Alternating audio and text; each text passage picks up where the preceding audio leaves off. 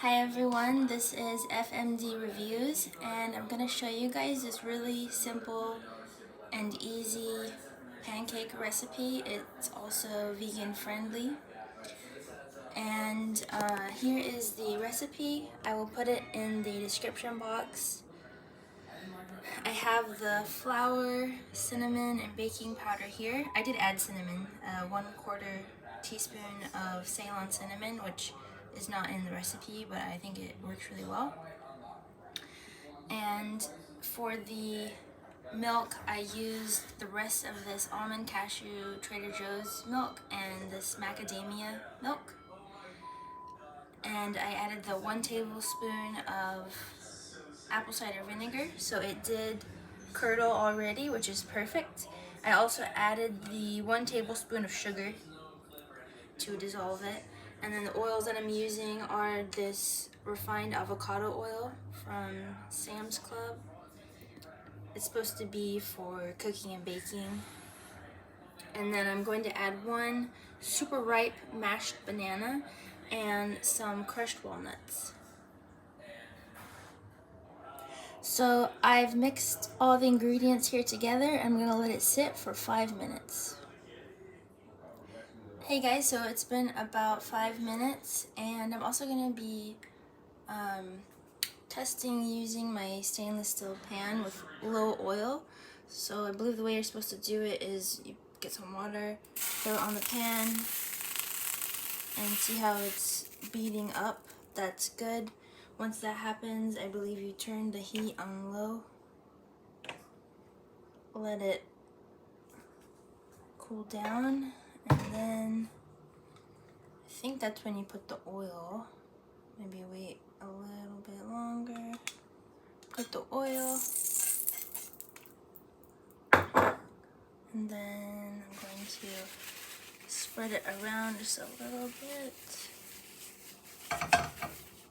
And now I'm going to put some of my pancake batter.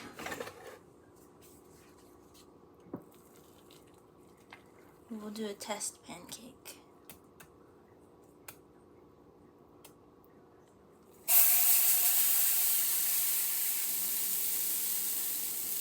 Okay, we'll see how that goes. Okay, I think it's ready to flip. Maybe. I'm gonna try flipping it anyways. Let's see. Oh, wow, it's not sticking. Well, very much at least. So, whoa, that's pretty good. I probably could have let it cook a little bit longer, but that's pretty good. Cool. Okay guys, so since that worked so well, I'm going to, here's the bottom. I could have cooked it longer, but I really just wanted to test the non-stick part. So since that worked so well, I'm going to try it on my pancake shaped pan, or pan that's for pancakes, so I can do like 4 on here pretty easily. And this is made by the same brand, so I will go ahead and try that right now. And here is how the pancake looks on the inside. That first one, perfect, super fluffy. You can have, or you can see the chunks of banana in there. Perfect. Okay, so I ended up using 2 burners because I noticed only certain parts of the pan were hot, the parts that were directly above the burner. So I'm now using 2 burners, and I'm gonna do the water test. And it's beating a lot better now. So now that it's hot enough, I'm gonna turn the heat down on both to low. I'll wait a couple seconds, and then now I'm going to put my oil. And then same thing, I'm just gonna spread it out. And let me actually put a little bit more. Okay. And just make sure there's a thin layer on the whole thing. Okay, now I'm gonna put my pancake batter. Hopefully, like the other one, it doesn't stick. And I'm gonna risk and do a couple.